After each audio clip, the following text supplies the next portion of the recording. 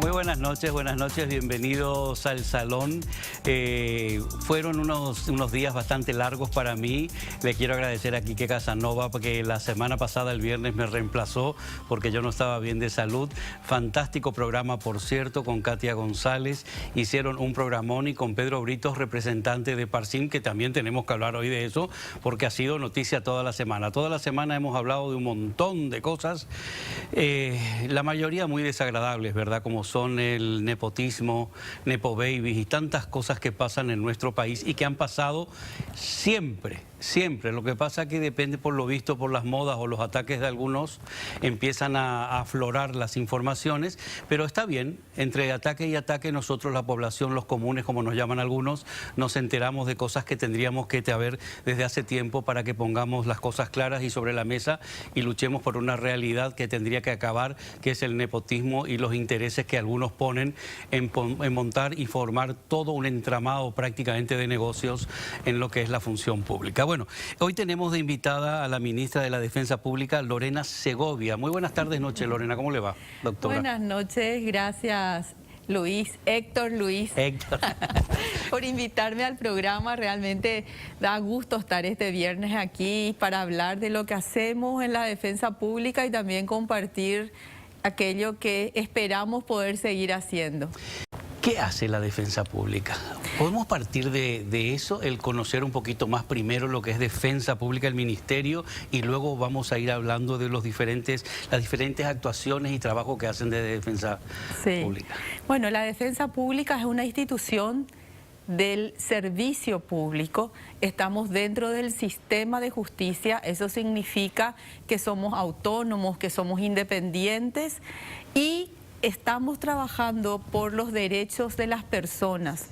Cuando existe un conflicto de carácter jurídico y que ese conflicto debe ser resuelto por el Poder Judicial, por jueces, por juezas, se requiere el asesoramiento, la representación, el acompañamiento de un abogado o abogada. Así dice la ley. En esas condiciones, cumpliendo esos requisitos, aparece la defensa pública que proporciona ese servicio a las personas que no cuentan con un abogado de su confianza, generalmente porque no tienen recursos para pagar un abogado. Entonces, el Estado, a efectos de garantizar la paz social, paga nuestros honorarios como abogados y abogadas. Porque imagínate, Héctor, ¿qué pasaría si una persona no puede reclamar su derecho porque no tiene la posibilidad de contar con un abogado o abogada? Esa persona haría justicia por mano propia. Ahí se rompería el pacto social y provocaría mucho daño. Entonces, la presencia de abogados gratuitos, de servicio gratuito para las personas es fundamental dentro de un Estado de Derecho para mantener la paz y lograr que todas las personas tengan posibilidad de hacer efectivos sus derechos. ¿Cómo ha sido la evolución de defensa pública? ¿Cómo ha ido permeando, cómo ha ido entrando, cómo ha sido aceptada por la población? El primer defensor público del cual se tiene registro, vos sabés que fue Gaspar Rodríguez de Francia. Wow. En el 1800 aparece él como un defensor de reos pobres. Desde la defensa pública ha existido durante todos estos años, desde la independencia, de la República, de diferentes formas, bajo diferentes modelos. En el último tiempo, antes de su independencia, como parte del Poder Judicial. Y desde el 2011 en forma independiente, autónoma, regulándose, autorregulándose, teniendo autarquía administrativa.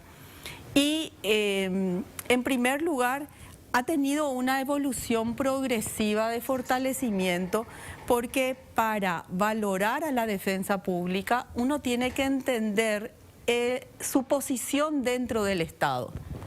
En primer lugar, conocer nuestros derechos, que las personas sepan que tienen derecho a algo y que cuando no lo logran, no pueden hacer ejercicio por mano propia para hacer valer ese derecho. A veces el derecho se está vulnerando o no se hace posible porque el Estado te lo impide. El propio Estado no cumple alguna obligación que tiene. Por ejemplo, asegurar la salud. Pero hay veces que es otro particular. En el caso, por ejemplo, de una asistencia alimenticia. En ambos supuestos, ¿cómo hacemos para lograr ese derecho? Volvemos a lo que es nuestro Estado republicano y recurrimos al Poder Judicial. Entonces, allí es donde la defensa pública toma fuerza. Ese conocimiento es el que se ha hecho en forma progresiva. En primer lugar, que las personas conozcan y sepan cuáles son sus derechos. Y segundo, que si quieren reclamar sus derechos en una instancia judicial ante el Poder Judicial, cuentan con abogados proveídos por el propio Estado, para que puedan representarles, para que puedan acompañar el proceso jurídico. Porque claro que el proceso judicial tiene sus reglas, tiene la forma de presentar la demanda, cómo se contesta, los plazos, qué podés hacer ante una sentencia que te es adversa. Para eso necesitas un acompañamiento técnico, alguien que sepa lo que tiene que hacer. Ese es el abogado o abogada. Y por supuesto que cada uno puede goza del derecho a elegir un abogado o abogada de su elección, de su confianza. Pero sucede en muchas oportunidades que la persona no tiene para pagar. Entonces ahí está el Estado. También hay casos donde la condición de niño, niña, adolescente, la edad, hace de que también se requiera de una representación especializada. Y ahí aparece también la Defensoría de la Niñez. En ese caso, ya no le representamos porque el niño sea pobre, sino porque es niño. Ejemplo, hoy fue noticia un bebé, un niño de 2 meses aproximadamente, que aparentemente fue abandonado por la madre. En el barrio San Vicente de Asunción. ¿Sí? Exacto, y está internado en este momento todavía. Inmediatamente se le llamó ¿a quién? A la Defensoría, a la Defensora de la Niñez y Adolescencia de turno. ¿Por qué? Porque la defensora es quien le representa a ese niño y que tiene que velar porque sea bien cuidado, para que se respeten todos sus derechos y encausa el proceso judicial comunicándole al juzgado de la niñez la existencia de ese niño. Ahora, si existe algún hecho punible que haga referencia a ese caso, no lo investiga la defensora, lo hace el Ministerio Público. Claro. Entonces, cuando tenemos un caso donde se le involucra a la niñez, a un niño, niña, víctima de abuso, de maltrato, de abandono, tenemos que tener presente siempre que interviene alguien del Ministerio Público para perseguir, a investigar y perseguir el delito, pero también la Defensoría para tomar medidas de protección respecto a ese niño, niña, adolescente. Por ejemplo, uno de los temas, no sé si viene al caso que me impactó y le impactó mucho a la población, el tema de la terminal de autobuses, el entorno, los niños que están desprotegidos, los niños indígenas. Se hablaba de posible prostitución, de tantas situaciones complicadas. ¿Quién les defiende a ellos realmente? Porque está el ministerio, se supone, pero ¿ustedes pueden intervenir también en ese caso? Sí, en esas intervenciones que se hacen, en esos procedimientos siempre hay un defensor o una defensora de la niñez y la adolescencia, interviene el de turno. ¿Qué sucede? Muchas veces los niños y niñas que están en situación de vulnerabilidad están acompañados de sus padres y su situación obedece a cuestiones, a problemas estructurales, pobreza, exclusión. Y en ese caso, la intervención de la Defensoría de la Niñez, judicializar esa situación para separarlos del padre, no es conducente. ¿Cuándo interviene la Defensoría para disponer en su caso alguna separación de niños, niñas de sus progenitores? Cuando no están con ellos o cuando realmente hay la comisión de un hecho punible. En ese caso sí se puede verificar y se toman medidas una de ellas la separación. Pero tenemos otro caso para ser más ilustrativo. Ayer recibimos una denuncia, antes de ayer realmente, una denuncia de 8 niños que estaban en situación de abandono. Se apersona a la CODENI, también el equipo técnico de la Defensa Pública y la defensora, y se pudo verificar que realmente los niños y las niñas que estaban en ese lugar, eran 7 niños y un adolescente, estaban en una situación de mucha necesidad, de mucha precariedad. Pero esos que estaban y habían sido, según la denuncia, abandonados por la madre. Pero aparece el padre. El padre vive en el lugar, pero había salido a trabajar, hace changas, y al salir todos los niños se cuidan entre ellos y el adolescente toma el rol principal. En ese caso, separarle a esos 8 niños del padre no es la solución primera. Posiblemente... Porque aparte no es abandono tampoco, ¿verdad?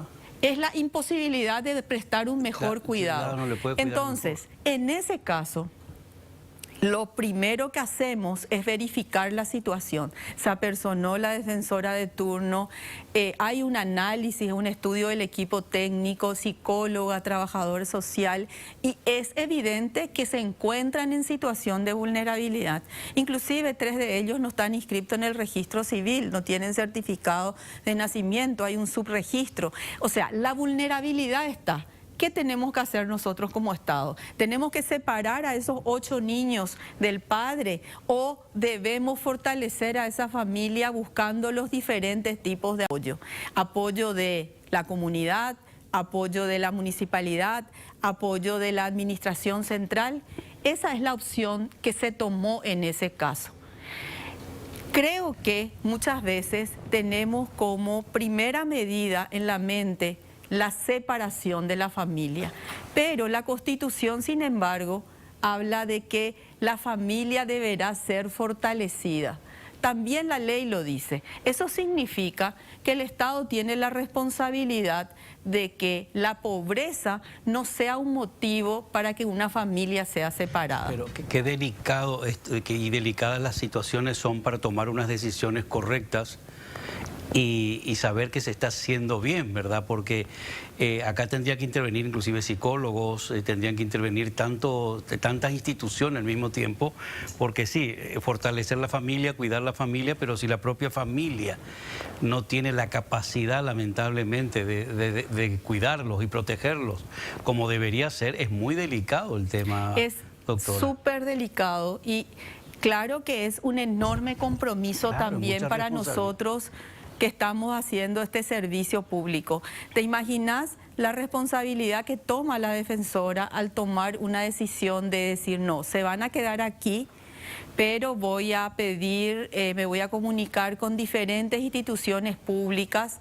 Yo también lo hice porque claro que están en una situación de peligro, pero lo que se evalúa es si no se va a provocar un mayor daño separándoles claro, a todos, que de hecho no tenemos la capacidad para dar respuesta tan pronto a acogimientos familiares de terceros o a un hogar, que es la institucionalización de esa realidad. Entonces, ¿qué es lo que debemos hacer como Estado? Buscar el apoyo para que esa familia pueda continuar unida. Veamos la forma en que esos niños, mientras el padre sale a trabajar, no queden tan desprotegidos. Pero al mismo tiempo seguir monitoreándoles, porque sí puede pasar que no sea posible y que se requiera una decisión de separación. Pero es enorme el compromiso y la responsabilidad, responsabilidad de tomar una decisión correcta. Y por supuesto que para eso es una cuestión de prepararnos no solamente en el conocimiento académico, jurídico, sino también en el humano. Porque puede pasar, y pasa mucho, Héctor, de que... Me gusta más Héctor que Héctor Luis. Te diste cuenta, ¿verdad? Sí, de que tomemos decisiones estereotipadas o prejuzgadas. Sí. Porque hemos sido formados de forma a no pensar y ponernos los zapatos del otro en primer lugar. Y eso es lo que tiene que tener la defensa. Sí, y pensar qué puede estar pasando en la otra persona. Ese es un ejercicio súper difícil, pero que todo defensor o defensora tiene que tener para poder hacer un buen trabajo. Sí, porque a veces ha habido errores de querer y han separado a familias y han terminado, no en este caso, pero viste, a veces yo me gusta ver muchas noticias, informaciones, en general no solamente de este país, sino a nivel internacional, y ves a veces separaciones tan injustas porque no es una falta de voluntad por parte del padre, la madre o la abuela inclusive, sino que es una falta de capacidad a veces de resolver, que se puede buscar otras vías. Es muy, muy complicado. ¿Con qué presupuesto ustedes disponen? ¿Cómo podés organizarte con las necesidades que hay en este país? Porque el abanico que ahora vamos a seguir hablando es enorme en cuanto a hablamos de adultos mayores inclusive también. Tenemos que hablar de la situación de algunos presos o algunas presas. Ustedes abarcan un rubro, vamos a decirle así, enorme de necesidades a nivel país en donde necesitan de la Defensoría Pública. Sí, yo siempre hago el chiste de decir, decime de qué problema se trata y te voy a decir lo que hacemos. Porque en la defensa pública parecemos ramos generales de tantos problemas, que estamos en todos los problemas de vulnerabilidad, entre los que citaste, te faltó decir mujeres víctimas de violencia, trabajadores en relación de dependencia, por supuesto, que han sido despedidos, por ejemplo. También tenemos defensoría laboral, también tenemos atención a personas migrantes, a personas con discapacidad. Yo siempre digo que si uno quiere saber la prioridad de un Estado, mira el presupuesto, porque al ser un servicio público estamos regidos por un presupuesto público. El presupuesto de la defensa pública no ha aumentado en los últimos años, pero sí hemos realizado una mejor gestión de los recursos que tenemos. Sin embargo, es preciso realmente que podamos entender todo este complejo abanico de responsabilidades que tiene la defensa pública para la asignación de recursos conforme a estas responsabilidades. Y te cuento más, con la nueva ley de salud mental, que cambia el paradigma de la salud mental y habla de la discapacidad psicosocial, hoy por el marco legal, las internaciones involuntarias, cuando alguien se lo interna por una cuestión de salud mental en un centro de salud, en un espacio de salud, en una institución de salud, se le tiene que comunicar a la defensa pública, porque esa persona ingresó a ese lugar sin su consentimiento. Se le llama internación involuntaria. Y allí tiene que ir un defensor civil a verificar si se están dando, si los derechos de esa persona están siendo respetados. Vamos a hacer lo siguiente, ministra, porque tocaste un tema que me fascina, que es la nueva ley de salud mental. Trato de hacer un seguimiento profundo, aunque creo que este año decían que por fin se iba a poder implementar, porque tenía que ser dotada de presupuesto. Sí. De presupuesto. Pero te quiero ver, antes que nada, y como hablamos de niños, de vulnerabilidad, quiero ver un material, por favor, el de que se presentó estos días en MINVI, que lo presentó el ministro Walter Gutiérrez. ¿Podemos ver el material, por favor? La presentación del operativo MENVI se realizó este jueves en la estación de buses de Asunción, que involucra al Ministerio de la Niñez y Adolescencia, INDI, la Municipalidad de Asunción, el Ministerio del Interior y la Policía Nacional, que realizarán intervenciones en inmediaciones de la estación para proteger a niños indígenas vulnerados. Además, la ANDE se encargó de mejorar la iluminación en la zona como un mecanismo importante a la seguridad. Según el ministro de la Niñez, se cree que alrededor de 750 niños están siendo explotados en las calles. El 70% pertenece a comunidades indígenas. Y la llegada que vamos a tener desde las instituciones va a ser con mucha fuerza y determinación. No vamos a tolerar situaciones de grave vulneración contra nuestros niños, pero como siempre decimos nosotros de nuestra institución, todos somos responsables y necesitamos y también coordinar para que todas las diferentes instituciones puedan poner su granito de arena dentro del rol de la competencia que tienen para poder velar y garantizar la protección de los chicos que están expuestos. Hasta la fecha ya hemos instalado y reparado más de 7.000 alumbrados públicos a nivel nacional. En este sector ya hemos realizado un levantamiento total donde hemos reparado todos los averiados y en este momento lo que vamos a hacer con ellos es un recorrido nuevamente para verificar si fuera necesario. Vamos a colocar más artefactos de iluminación a los efectos de mejorar en esta zona el sistema de iluminación de las calles, ¿verdad? Entonces en esa línea estamos trabajando. Creo muy importante esta coordinación de trabajo. Instan a realizar denuncias ante cualquier sospecha de explotación a menores. Para la denuncia, pueden llamar al Fono Ayuda 147 o al 911. Qué problema, ministra. Sí, la situación de la niñez indígena ¿Qué realmente nos golpea y nos preocupa. Y el abordaje a una niña víctima de abuso, cuando se junta la pobreza con la exclusión y es una niña víctima de abuso y además indígena, requiere de un abordaje desde el sistema de justicia bastante complicado y especializado, porque realmente para que la medida sea efectiva, no es suficiente quitarle del espacio en el cual ha sido víctima de explotación.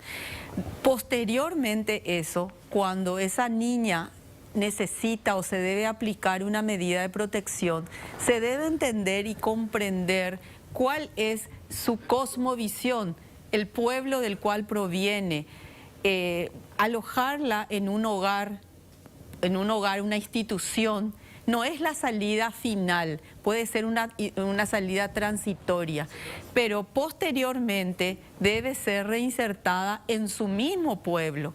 Y allí también tenemos que conocer y saber cómo funciona esa comunidad. Entonces, la posibilidad de que la protección a la niñez indígena sea efectiva es uno de los mayores desafíos que tenemos, no solamente en la defensa pública, sino en todo el sistema de justicia. Yo celebro las acciones que lleva adelante el Poder Ejecutivo respecto a mejorar la luz, hacer un seguimiento permanente en los barrios para evitar la prostitución. Todas esas medidas están dentro del ámbito de su competencia, pero posteriormente, si una niña víctima es identificada, se le comunica al defensor, a la defensora, y ella tiene que tomar una decisión respecto a esa niña, comunicar al juzgado y dentro de ese proceso judicial encontrar salidas de protección que protejan y no que causen mayor daño. Vamos a ir a volver a los temas, te decía yo al comienzo, fuera de micrófono ya me dijiste te conozco, vamos y venimos en los temas. Sí. En el 2019 fuiste nombrada, ¿verdad? Sí, en mayo del 2019. En mayo del 2019. ¿Qué metas te marcaste? Cuando ingresé, para mí resultaba evidente desde afuera, después de haber hecho un análisis de los documentos que tenía, los documentos que eran de conocimiento público de la defensa pública, que se necesitaba una reorganización interna muy importante. También pude notar desde fuera de que la institución no era visibilizada como un aporte importante dentro de la estructura del Estado. Pasaba como desapercibida, ¿verdad? Y confundida con otras instituciones, eso por la segunda cosa. Y lo tercero, que me parece que yo comprendía, y era mi conclusión, de que había sido muy golpeada en su autoestima institucional por la situación por la cual pasó, que su máxima autoridad fue destituida, y eso sí afecta no solamente la organización, sino también la mística institucional. Entonces yo ingresé con una idea, uno de mis pilares era la reorganización administrativa, la otra visibilizar a la institución, otro objetivo era fortalecer la Defensoría de la Niñez y la Adolescencia, que si bien es la segunda actividad con mayor, el segundo fuero con mayor actividad dentro de la defensa pública, era totalmente opacada por la Defensoría Penal. Sin embargo, la situación de los niños, niñas, adolescentes y el rol de la Defensoría de la Niñez era fundamental, por un lado. Y después tenía como objetivo también terminar obras que la institución había dejado paralizadas. Eran 6 edificios, sedes muy importantes que no se pudieron terminar y que justo eran la razón por la cual se habían iniciado procesos judiciales. Entonces, con ese enfoque ingresé a la defensa pública. En algunas cosas sí tenía razón, creo que en la mayoría de lo que yo veía desde afuera, pero una vez adentro me di cuenta que las necesidades de mejoramiento eran mayores a las que yo había imaginado o había planificado al inicio. ¿Y cómo se puede avanzar? ¿Cómo se puede avanzar, doctora? ¿Cómo pudiste avanzar? ¿Se llegan a acuerdos? ¿Se firman convenios? ¿Cómo es el trabajo? Perdón que quiera conocer un poquito más. En primer lugar, lo que hicimos fue hacer una distribución de los defensores y defensoras en toda la República. Esa fue una medida bastante fuerte que tomé al inicio. ¿Se hizo una depuración o algo?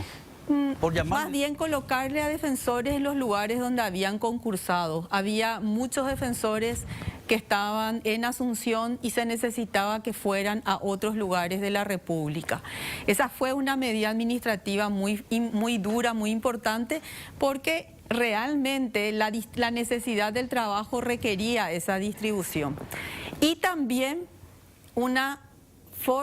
lo que ha señalado una hoja de ruta en la defensa pública fue cambiar el paradigma de que las personas vengan a la defensa pública y no irnos nosotros a las personas. Que ellos se acerquen, que sentir que claro, como que pueden...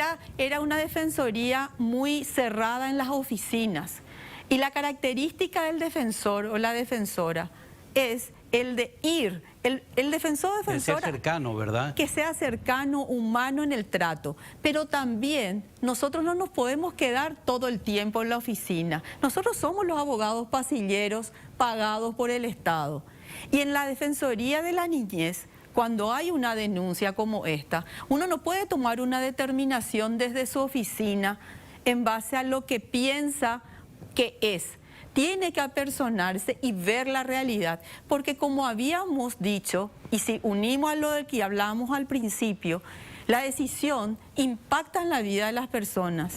¿Y cómo vas a tomar una buena decisión sin irte? Entonces, esa premisa de una defensoría más cercana, de una defensoría más humana, que englobaba nuestras acciones también al inicio, se simbolizan con una prenda de vestir. ¿Ah?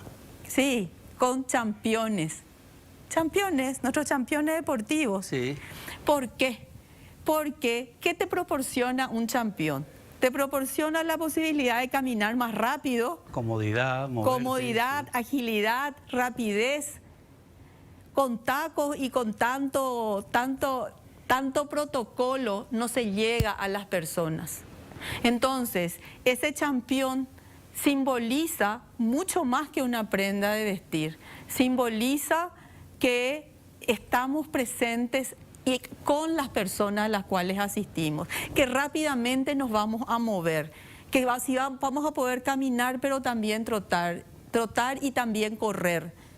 Tiene una mística, transmite una mística y también transmite esa cercanía, porque una cuestión que habíamos hablado desde el inicio era que muchas veces la forma de vestirnos es una barrera con la persona más humilde. Es increíble, ¿verdad? Cómo puede marcar una separación o una distancia que la mayoría de las veces es psicológica. Totalmente. Es verdad que la actividad judicial tiene por costumbre y por práctica, existe inclusive una ordenanza que establece ciertas reglas de vestimenta. Nosotros no estamos en contra de la vestimenta formal para los actos formales, pero en nuestra cotidianeidad, si te vas a ir a la penitenciaría, si te vas a ir a la casa de esos niños que están en situación de pobreza extrema, ¿cómo te irías?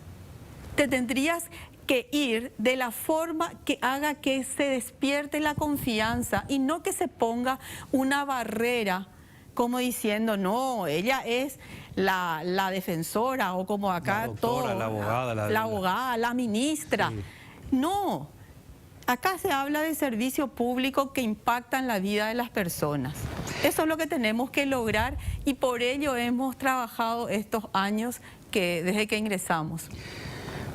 Me ha encantado realmente lo que estoy escuchando porque es tan importante, las personas son tan vulnerables, se sienten a veces tan de menos y tienen tanto miedo y tanta falta de conocimiento de decir que ellos tienen esos derechos, que hay gente que de verdad va a luchar por ellos. Es tan importante escucharte, ministra, de verdad, porque no dimensionamos todas las necesidades reales que hay por tantos sitios y la gente se siente a veces tan abandonada que escucharte de esa manera le tiene que dar un poquito de aire fresco, decir, mira, voy a tener dónde recurrir. Ahora te dejamos respirar un poquito, toma un poquito de agua que te decimos hablar mucho. Dale. Hablar mucho.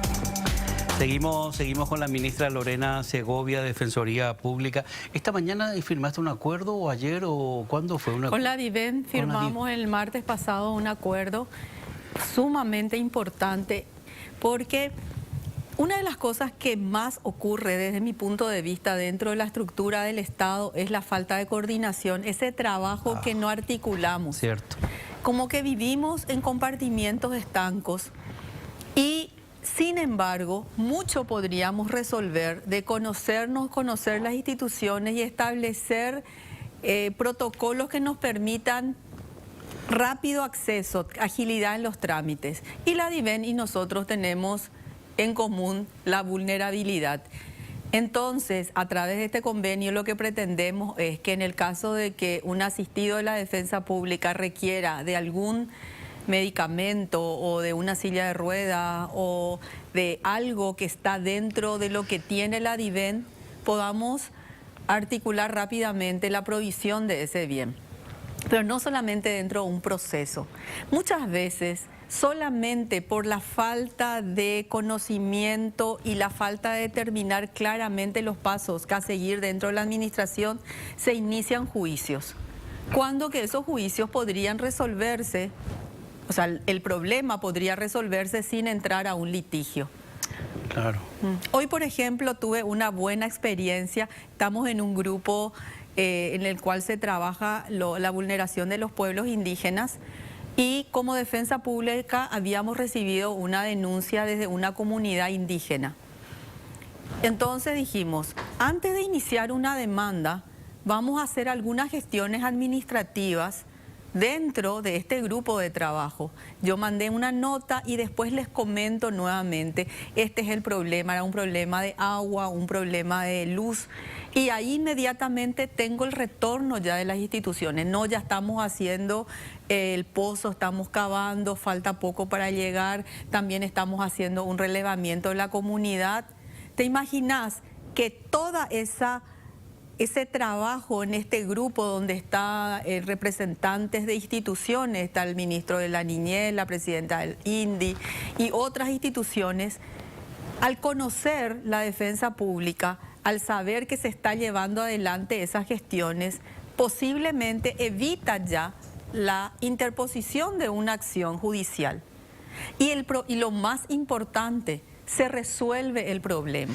Sí que es importante lo que estás diciendo porque estamos dimensionando que hay un trabajo pensante, no solamente de defender a alguien o defender una situación, sino buscar a lo mejor llegar a ciertos estamentos que a veces son innecesarios si hay una buena gestión, si se está pensando, si se está involucrando y frenar a tiempo un proceso que a lo mejor podría ser larguísimo, que no beneficia a nadie. Y eso es porque si las autoridades no se conocen entre sí, y no tienen un relacionamiento, se hace complicado. Y una de las cosas que, uno de los objetivos que tuvimos en la defensa pública y que seguimos adelante es relacionarnos no solamente con el gobierno central, sino también con las municipalidades y las gobernaciones. Claro que es un trabajo de día a día. ¿Te imaginas que hace muchos años que estamos y el convenio con la DIVEN lo materializamos ahora? Por supuesto que vamos dando pasos que no son todos los que vamos a dar. Yo no quiero presentar como que somos una institución que ha logrado todos los objetivos. Si lográsemos todos los objetivos, ahí estaríamos muy felices y seríamos cada vez más efectivos. Lo que está claro que es una institución que está en movimiento. Sí, no y está de eso se trata, reconocer que tenemos desafíos todavía que cumplir. Volvemos un ratito porque se nos va el tiempo volando. La ley de salud mental, hablabas de situaciones muy interesantes porque entra la protección, decir, bueno, hay gente que entra en ciertas instituciones no por voluntad, sino obligado por ciertas circunstancias. Sí, pues sus parientes, por ejemplo, disponen o piden su internación y en el caso de que la unidad de salud la reciba a esa persona, tiene la obligación de comunicar a la defensa pública porque esa persona tiene derecho a un defensor o defensora pública que verifique la situación en la cual se encuentra en esa internación. Cuando hablabas de presupuesto, quiere decir esto que este rol tan activo que tiene la defensa pública hoy en un nuevo escenario implica nuevo presupuesto. Exactamente. Nosotros en este momento hemos terminado una reorganización administrativa creando una dirección que hace el monitoreo y evaluación de justamente las visitas que podamos realizar a las unidades de salud y también las internaciones involuntarias, porque existe una enorme responsabilidad de asumir la representación de una persona que se encuentra con una discapacidad psicosocial. Esa obligación de ley se tiene que amparar en un presupuesto acorde a esa responsabilidad. Ministra, dos temas, porque el tiempo vuela. El tema de la violencia contra la mujer y los adultos mayores. Dos temas que son fundamentales. Tenemos una Defensoría Pública especializada en violencia contra las mujeres en todo el territorio de la República. Cada presupuesto vamos ganando la posibilidad de aumentar esta cantidad de defensores y defensoras. Son defensores de las víctimas, porque en la defensa pública también tenemos la Defensoría Penal que eventualmente puede defenderle a quien es sindicado como un agresor. Pero lo que son estos defensores que están en toda la República, que son 19, lo que garantizan es la defensa o posibilitan la defensa de la mujer víctima. Ahora son 20 realmente, por estas nuevas designaciones. Entonces, las mujeres que son víctimas de violencia tienen que saber que cuentan con la posibilidad de recurrir a un abogado o abogada especializada en violencia que les represente. Y después el otro tema, no menor, que señalaste y que es fundamental, que es la protección de las personas mayores, que también es una realidad hoy. Esa situación de desprotección, personas mayores en situación de calle o personas mayores que no son suficientemente amparadas o acompañadas, protegidas por sus familias. ¿Qué hacer? En esos casos también interviene la defensa pública. Por eso es que, además de estar en todo lo demás que se conoce, hoy el marco de acción, el ámbito, lo que podemos hacer, cada vez es más amplio. Cada vez más amplio. Nosotros no se nos fue el tiempo. Te quiero hacer la última pregunta y sí, con brevedad, por favor. ¿Qué planes tenés para el 24? ¿Cómo querés encarar este 2024? Lo principal, fortalecer la gestión jurisdiccional. Eso significa que identificamos ciertos procesos o nudos críticos en los cuales tenemos que tomar acciones inmediatas. Ejemplo, asistencia alimenticia en el fuero de la niñez y la adolescencia. Más de 36.000 causas tuvimos en trámite en el año 2023. Al analizar los datos nos dimos cuenta que existen nudos críticos. ¿Por qué duran tanto? ¿Por qué pasan de un año a otro? ¿Por qué la cantidad de casos terminados es mínima respecto a la cantidad tramitada? Y allí cierro con esto que me habías preguntado antes de estar en cámara. Nosotros como Defensa Pública tenemos una obligación de medios, no de resultados. Nosotros no decidimos, no somos jueces.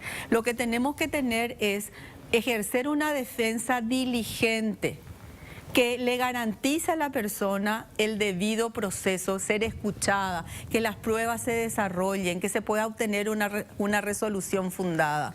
Entonces, lo que vamos a hacer en la defensa pública es verificar algunos nudos críticos en procesos en los cuales tenemos mucha participación para avanzar en una defensa de calidad. Te voy a comprometer ya, vamos a tener que hacer un programa exclusivo nosotros de 1 hora y media. ¿Cuándo? Y vamos a marcar ahora, porque de verdad nos hace falta seguir charlando, seguir conociendo todo lo que es la defensa pública por un bien público que nos hace falta. Gracias, ministra. Gracias a vos, Héctor, fue fantástico. Creí que era mucho el tiempo, no era nada. Pero 5 minutos me diste. No, llevamos 45 minutos hablando. Gracias, ministra. Gracias, Héctor. Hasta la próxima. De verdad, el tema se merece hablar largo, hablar con tranquilidad, y hoy tenemos otros invitados, así que vamos a quedar otro día y hablamos tranquilos. Volvemos en un momentito, ahora volvemos.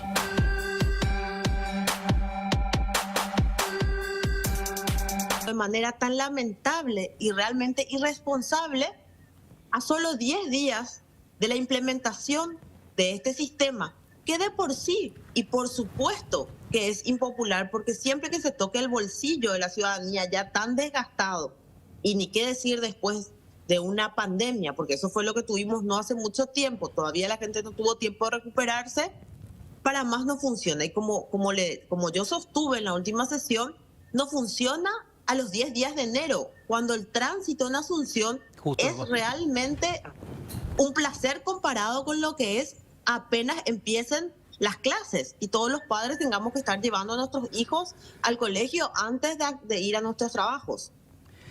¿Qué prioridad tienen ustedes como municipalidad, como concejales?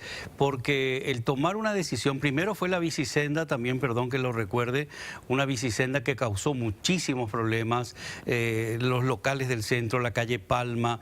¿Qué de decisiones que realmente lo que hacen es ir en contra de la población y todos los que apuestan por el centro de la capital, realmente, para mi punto de vista? En lugar de favorecer, todo parece que se hace para entorpecer la reactivación del centro, las mejoras, los empresarios que luchan para sacar adelante porque está sucio, feo, poco iluminado, llenos de cuidacoches que son la mayoría súper agresivos. Es complicado, concejala.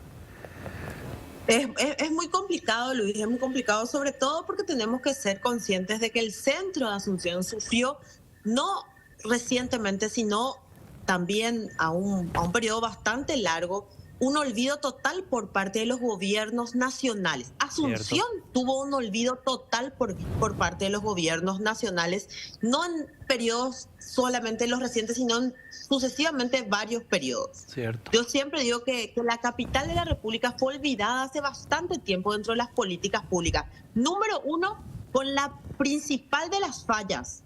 Y en eso hago un gran mea culpa dentro de mi partido. Yo soy del Partido Liberal Radical Auténtico, que incluso, bueno, se vio en los últimos resultados electorales que hemos perdido la confianza de la ciudadanía asuncena, ¿verdad? Porque no hemos podido ni siquiera obtener una banca dentro de la Cámara de Diputados. Pero a más de eso, siempre sostuve que nuestra primera gran deuda con la capital de la República es nuestra ley de capitalidad. Asunción se encuentra totalmente abandonada por las políticas públicas nacionales. Y así se encuentra la capital. Si así se encuentra la capital de la República, realmente, como siempre digo, ha de ser mucho más difícil basado en nuestro sistema, que descentralizado, por más que en el papel día que somos descentralizados, no tiene absolutamente nada. Para municipios más lejanos y olvidados, me imagino que ha de ser mucho peor. Pero volviendo el tema concejala, yo también soy un gran luchador por la ley de capitalidad. El tema es que casi nunca había ocurrido que el gobierno central esté alineado políticamente con el gobierno municipal de Asunción. Siempre ha habido complicaciones, siempre ha habido falta de ayuda, porque en lugar de pensar en la población en general, piensan en la parte política. En este caso, muchos nos habíamos ilusionado pensando en lo positivo, decir, bueno, están alineados el gobierno central con el intendente de Asunción, vamos a ganar esa famosa ley de capitalidad y por fin se va a invertir en algo tan importante como es nuestra capital, la capital del país. Pero no está haciendo tampoco. Y hasta el momento no, Luis. Hasta el momento yo también he tenido ese positivismo, vamos a decir, a pesar de formar parte de la oposición, uno nunca puede patear en contra de lo que es el bienestar de nuestra ciudadanía, de la mayoría y de quienes nos pusieron ya en esas bancas, que es el pueblo asunceno. También tengo aún esa ilusión, ¿verdad? Hemos escuchado eso de la boca del presidente de la República y bueno, esperemos que realmente posterior a sus 100 primeros días, que siempre tienen que ver con el ordenamiento de un gobierno, se centre en la capital de la República, capital de la que incluso en conversaciones que hemos tenido para trabajar por Asunción, manifestó él que al provenir de Asunción sería uno de sus principales esfuerzos, ¿verdad? Veremos ahora que se reinicie el año, si es que esto ocurre, ¿verdad? ¿Vos crees si es que se dejan... ¿Vos crees que realmente va a continuar Parsin o que van a encontrarle la vía legal para por fin poder romper ese contrato? Lo que pasa no es que encontremos, ¿verdad, Luis? Yo realmente quiero ser muy, muy seria en este tipo y no quiero ser absolutamente bajo ningún punto oportunista. Durante su tratamiento de Parsin, que me tocó incluso en un periodo ser presidenta de la Junta Municipal, yo fui clara y dejé constar en actas. Nosotros nos veíamos obligados, no así, a implementar el estacionamiento tarifado solamente porque, te vuelvo a decir, yo creo que el estacionamiento tarifado es una medida necesaria de ordenamiento de tránsito, que nada tiene que ver solamente con recaudación, sino con ordenar el tránsito. Pero nos veíamos atados de las dos manos de tener que darle a esa empresa que ya tenía litigio judicial firme y ejecutoriado de haber ganado un pliego, una licitación, y nosotros nos vimos obligados a que sea esta la empresa. En acta, Fiorella Forestieri, la concejala Fiorella Forestieri, dejó sumamente claro: vamos a cumplir porque no podemos obligar a la comuna a pagar aproximadamente menos 15 millones de dólares por algo que la justicia paraguaya ya sentenció que debe ejecutarse de esa manera. Pero a la primera de las fallas de los contratos no nos va a temblar la mano. Y ahora resulta, porque me tocó, yo, Luis, ¿sabes qué hice? ¿Qué hiciste? Yo salí a recorrer las calles los primeros días, ¿verdad?, de la implementación, y yo misma, concejala de Asunción, quise bajar la aplicación. Me encontré con 2 representantes de Parsin que no pudieron asistir mis quejas. Yo no pude, y me hago responsable. Y le dije a los representantes de la empresa el día miércoles pasado, dentro del recinto, yo no pude bajar la aplicación. Yo que soy concejala no pude. Me dieron un número, llamé al número, no me contestaron. Eso es inadmisible. Estamos hablando nada más y nada menos que de usufructuar el 65% de las ganancias de estacionamiento de una capital de la República del Paraguay. Y, bueno, y luego está la contradicción del manejo de la- intendente, la contradicción del intendente cuando dice que no se pudo bajar la aplicación en diciembre porque todavía no había entrado en funcionamiento, y luego cuando entra en funcionamiento, entonces ¿cuándo se iba a probar realmente que eso esté al 100% si estaba en un círculo vicioso? En diciembre no se pudo bajar porque todavía no estaba en funcionamiento y directamente nos lanzaron algo que daba y que da un montón de fallas, ¿verdad? Y eso es inadmisible. La ciudadanía no puede ser que vos primero le cobres a la ciudadanía y después pruebes si funciona tu mercadería. Eso es una estafa, por donde vos le mires. Y eso es inaceptable. No hay explicación. Es lo que yo le solicité a los representantes de Parcín cuando vinieron. Y les dije, perfecto, esto no está funcionando. Además de todas las quejas que tenemos, yo les aseguro que no está funcionando, porque me sucedió a mí. Ellos quisieron explicar como una falta de comunicación, que el sistema sí funcionaba, pero que era difícil de descargar, etcétera, etcétera. Lo único contundente, Luis, es que no se pudo aplicar, por eso justamente ellos aceptan eso también, que se le cobró a las personas por algo que no estaba en funcionamiento, y ellos mismos, dentro de su explicación en la Junta, aceptan que ahora le están capacitando a la gente, a su gente. De verdad que ¿Cómo le van a...? Esto es una bofetada a la ciudadanía. es una bofetada, una falta de respeto absoluta. Es una estafa. Sí, es una falta de respeto. Bueno, concejala, te vamos a dejar ya. Hoy tenías que estar acá, Ay, pero no pudiste qué rápido. por otras circunstancias. Es lo que tiene el tema del Zoom. Me ha gustado charlar contigo, aunque me hubiera gustado que esté aquí en otra oportunidad. Vamos a charlar en persona. A cuidarse muchísimo, que hay mucho COVID, hay mucho dengue. Yo estoy saliendo del COVID ahora, me dio muy fuerte el día 30 de diciembre, me dio fuerte esta vez, así que hay que cuidarse muchísimo, por favor, y volver a lavarse las manos y cuidarse y todo lo demás. Fuerza, concejala, que salga todo bien. Muchas gracias, un saludo grande a la ciudadanía y bueno, particularmente de mi parte, la disculpa a todos los asuncenos por este bochorno y la promesa, por lo menos en lo que a mí respecta, de que no nos va a temblar absolutamente el pulso, para así también como nos obligaron a cumplir con una sentencia, a obligarle a la empresa a cumplir estrictamente lo que le debe en sus servicios a la ciudadanía, y que eso la ciudadanía azucena esté tranquila, por lo menos en lo que respecta de mi parte, Luis. Bueno, a seguir la lucha, no ponerle tan fácil y que hagan lo que quieran ellos. Gracias, concejala. Hasta luego, hasta luego. Hasta luego, muy buenas noches. Bueno, hablando de eso, salió el intendente a dar una conferencia. Me están volviendo locos los chicos. Yo estoy todavía con mi... estamos así. Vamos a dar una conferencia del intendente donde avisaba que justamente que suspendía. Vamos a escuchar este audio y ver este video donde el intendente decía que se paralizaba o se suspendía por tiempo indefinido. Este miércoles el intendente de Asunción anunció que suspendió el contrato del estacionamiento tarifado con la empresa Parcsim. Esto tras la gran cantidad de reclamos por fallas en la aplicación de la empresa. El intendente dijo que la suspensión será por tiempo indefinido hasta que la empresa garantice el funcionamiento total de la aplicación. Entre las irregularidades figuran la imposibilidad de emitir factura y fallas al momento del registro, entre otras dudas sobre el funcionamiento de la herramienta, como también dudas del manejo de los datos que los usuarios ingresan a la misma. El día de ayer, después de una reunión de 4 o 5 horas más o menos con representantes del consorcio, le manifestaba yo la decisión por parte de la municipalidad de suspender sine die este contrato. ¿Intendente, va a haber alguna sanción para la empresa encargada por esto?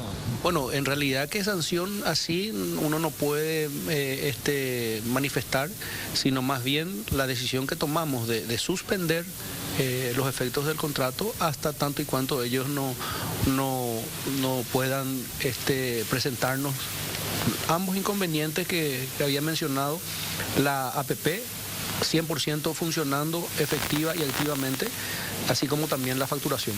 El intendente indicó que las personas que ya abonaron por el paquete de un mes o cargaron crédito a la aplicación podrán recuperar su dinero solicitando al banco con el que realizaron la transacción. Además, dijo que controlarán las zonas señaladas por Parksim para que no haya cuidacoches que traten de extorsionar a los automovilistas. Y bueno, ha sido todo un rompedero, ¿cómo se dice? Se nos rompió la cabeza todo, no me sale la palabra. Ha sido horrible, los comerciantes totalmente defraudados, pero bueno, por el momento se frenó esta situación, a ver si la pueden arreglar. Bueno, te quiero recomendar... Ya estamos de vuelta y vamos a cambiar de tercio completamente. Vamos a hablar de una modalidad, de algo que se está poniendo de moda en Paraguay, aunque en el mundo ya hace tiempo que está funcionando. Recibimos a Francisco Fonseca Freestyle. ¿Qué tal, Francisco? ¿Cómo estás? ¿Qué tal, Héctor? ¿Todo bien? Muchas gracias por la invitación. Estoy emocionado por hablar de esto. Qué fuerte, ¿verdad? Contanos qué es el freestyle, ¿a qué te dedicas, qué haces? El freestyle engloba muchas disciplinas, pero en este caso la que yo hago sería la improvisación. En este caso enfocado a las batallas de freestyle, en 1 versus 1, en donde los rivales, siguiendo un formato y una cantidad de compases, se tiran rimas con cierta cantidad de tiempo, una instrumental o capaz siguiendo una temática y con un jurado de promedio que es el que decide el ganador. ¡Wow! ¡Qué complicado debe ser decidir el ganador! ¿En bajo a qué criterios? Y está el flow, la calidad de la rima, el contenido que utiliza, si es coherente lo que dice, si está siguiendo una temática, si es que la ponen, o qué tan la actitud, la puesta en escena. Hay muchos factores de promedio. El jurado, la verdad, que tiene que estar muy capacitado para dar el veredicto de la batalla. ¿Hace cuánto que empezó esto en Paraguay? ¿Vos tenés idea? Tengo la data de que esto está desde antes de 2008 incluso. ¿Antes? En 2008 hubo una Red Bull Batalla de los Gallos, que es una organización que se encarga de una compe internacional. Y esa fue la primera y la última Red Bull acá, y después tuvimos una sequía de 14 años. Dios mío, nunca más se hizo una... Hasta que volvimos en 2021. Post pandemia se hicieron batallas y tuvimos 2 clasificados que aspiraban a un cupo a la Red Bull internacional. En este caso no se nos dio y hasta hoy actualmente todavía tampoco tenemos anuncios de que volverá Red Bull. Pero bueno, todavía no saben. Pero bueno, si va ganando nombre, ya está en competencia. Vamos a ver una cosa, vamos a ver para que las personas terminen de entender uno de tus videos. Vamos a ello. Ok. Vamos con algún video. Sí, a ver. 2, 1, yo, hermano, perdón si te ofendo, me estaba divirtiendo, estaba conociéndole hace tiempo. Este es un boomba, no es un terreno neutro. Cuando me paro a rapar te estoy generando un templo. Qué raro que vea dañado tu cuerpo. El monje no está cuidando su templo. Está pensando que es el maestro aire, pero no sabe bailar con el viento.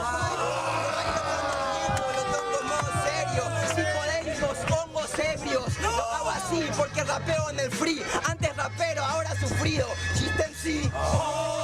Chiste en sí, por un mal chiste de la vida fue que yo nací. Pero no importa. Mira, las concentraciones, Fran, ¿cómo quedan? Contanos cómo es la estructura para quedar, para participar. Bueno, hay tantas cosas que quiero saber, a ver. En este caso no hay un límite de participantes. Se anuncia la competencia y vos vas y pagas cierta cantidad de plata por la inscripción, que varía entre 15.000 y 12.000 guaraníes. ¿Y quiénes son el jurado, por ejemplo? ¿Quién decide que tu rima es coherente, que lo que dijiste tiene calidad?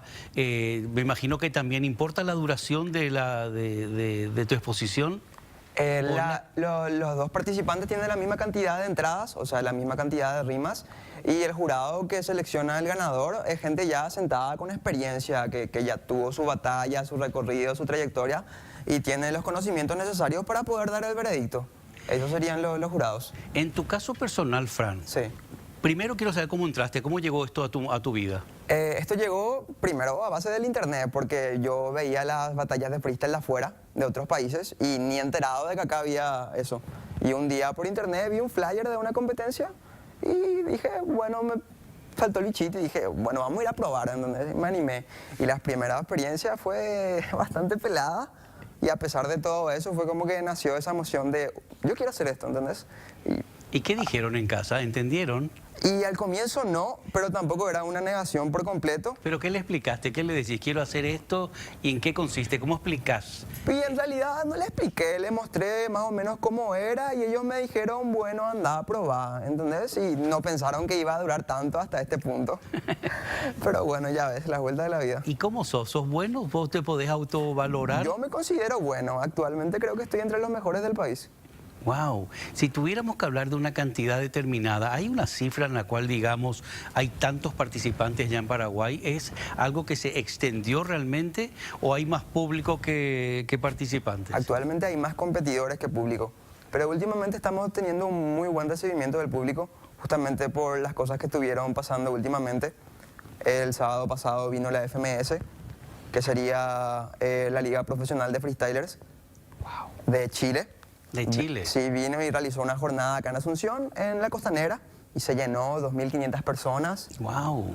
Y nada, y gracias a eso está empezando a haber más público, se está dando a conocer más el under nacional, y cada vez está apuntando mejor. La verdad que este 2024 tiene muchas expectativas con respecto al freestyle. Vos sabés que estábamos hablando todos estos días, estábamos escuchando la propuesta de Paraguay de entrar en los Juegos Panamericanos. Ajá. Y eso nos hizo recordar cuando en Odesur muchas atletas se pusieron tan contentas porque tenían modalidades que no eran muy conocidas o que en Paraguay no eran muy seguidas, y siempre te hablaban la dificultad de conseguir sponsor, de conseguir que alguien les patrocine. Y de repente se abrió un mundo y empezaron a importarles y a conseguir. Dentro de todas esas modalidades vamos descubriendo un montón de actividades que estamos teniendo en Paraguay y que estamos encima siendo buenos, ¿verdad? Claro. Estamos sobresaliendo en un montón de actividades. Este es un tiempo, algo que se dedican ustedes.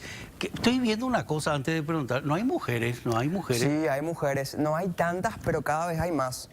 Y hay mujeres muy talentosas que se animan y riman, y cada vez hay más unión en la cultura, y la verdad que jamás importó el género.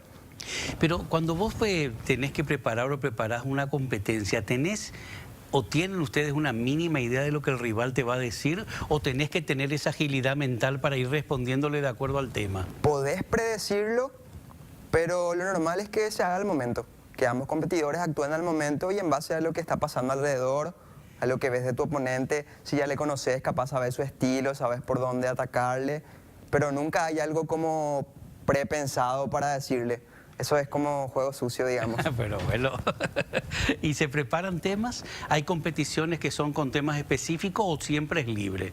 Siempre es libre. Lo que pasa es que durante ciertas rondas hay temáticas de promedio. O sea, te piden que improvises con fútbol. Y los dos rivales los dos participantes tienen que improvisar sobre fútbol. Y pueden utilizar la temática atacando al rival.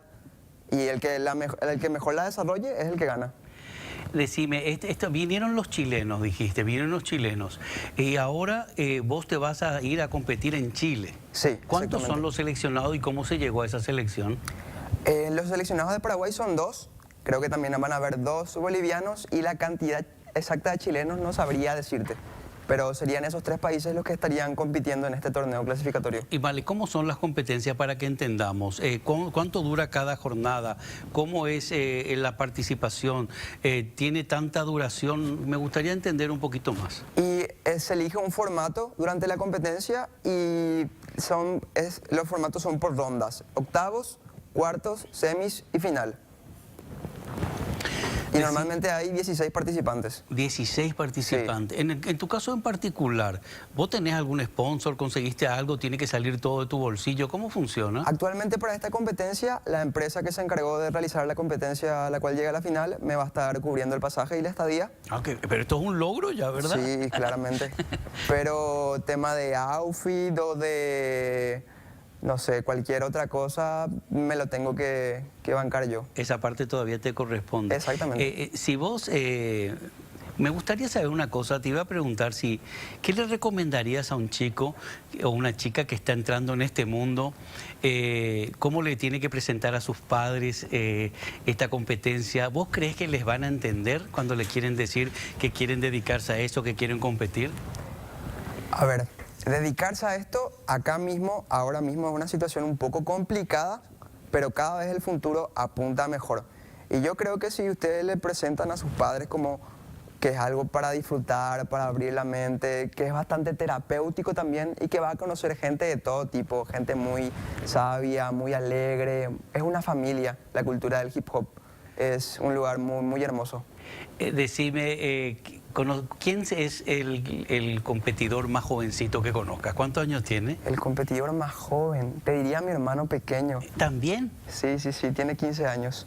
15 años. 15 ¿Vos cuántos años. tenés? Yo tengo 20. 20 años tenés. 20 años. ¿Y ya estás metido en esto hace? Hace 3 años y medio. 3 años y medio a full. Pero a ver, ¿cómo te pregunto esto? Porque un hobby no tampoco es un deporte. Al principio fue un hobby, pero el freestyle como tal está considerado como un deporte. Un deporte artístico, digamos. Es un deporte artístico, ¿verdad? Sí. ¿Podemos preparar otro video, por favor, en el cual veamos un poquito más? El freestyle que no me estanco. Sean bienvenidos todos a la casa del papel. Este es mi banco. Yo domino el banco. Vos sos la nueva promesa. Acordate, Jesucristo no fue blanco. Que me cuentan tonterías. Hacer su mierda de freestyle leyendo la Biblia. Eso es pura ironía. Jesucristo murió por clavos. El Mesías está en Etiopía. A mí me gusta rapear de esta forma porque así sigo toda mi vida. El freestyle es una sola línea. Quiere una corona de oro, pero no una de espinas. Tengo 2 ladrones adelante, al cual voy a salvar en medio de este parque. Jesucristo no era blanco, era carne, era pan y era sangre, y tendés a traicionarme. Entiendo, porque venís con ese cuerpo.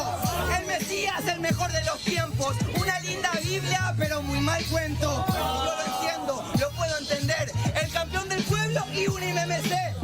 Mi personaje, un lindo papel. Pinten como me pinten, igualmente quedo bien. Te pusiste fuerte, ¿eh? Agresivo. Va subiendo el tono, Fran. Claro, hay mucha adrenalina durante las batallas. ¿Y te da tiempo a analizar lo que estás diciendo, Fran? Me llama la atención eso, porque una cosa es la agilidad mental, pero... Esa conciencia de lo que estás diciendo se desarrolla con el tiempo, más que nada. Empezás y como que no tenés tanta noción de lo que vas rimando, es más como agarrarle el hilo. Y después ya si te metes y empezás a hacer los entrenamientos correspondientes, nutrís más tu mente, sabes un poco más cómo va la cosa, ya tenés más claro el camino que vas a tomar. Bueno, vamos a hacer lo siguiente. ¿Vos sabés qué preguntan acá? Yo no sé si hay. Dice, queremos escuchar freestyle en guaraní. ¿Hacen en guaraní también? Hay un freestyler llamado Roberto que compite en guaraní. Y para mí eso es increíble. Yo al menos no sé tanto de guaraní, pero él va y compite en guaraní. Es un estilo totalmente único, entonces es como un personaje bastante diferente en la escena. Nos vas a dedicar algo dentro de un ratito, ¿verdad? Claro que sí. ¿Estás preparado? Sí, cuando quieras. Ahora volvemos, vamos a un corte y volvemos.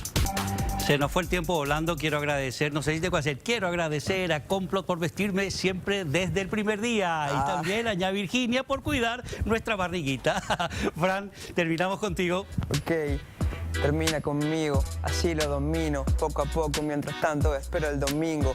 Cupo las verdades siempre sin filtro, lo hago lindo, mientras sigo el ritmo, mi lengua profetiza cada una de las tierras. Estoy listo porque entiendo lo que tengan, hasta acá me prepararon la merienda. Un poco de agua, un poco de café, las cosas que yo sé porque nunca tuve sed. Tengo mucho material, te lo escupo en HD. Si querés a Fran, contactalo por el cel, podés llamarle o tirarle un par de mensajes. Así es como vivo el viaje, las palabras me salen por inercia. Algunos le llaman magia, yo le digo ciencia. Todas las cosas que te digo para escupir motivos. Sigo el ritmo y me escapo como un fugitivo. No quiero quedarme por detrás como un forajido. Aprecio cada paso que doy en este camino. Para el colectivo, para mis amigos que me están escuchando mientras rapeo en vivo. Así lo hacemos mientras que termino. Las verdades tienen mucho filo. Gracias, Fran. Vamos. Gracias, Fran. Nos vemos en Chile. Chao, hasta la semana que viene.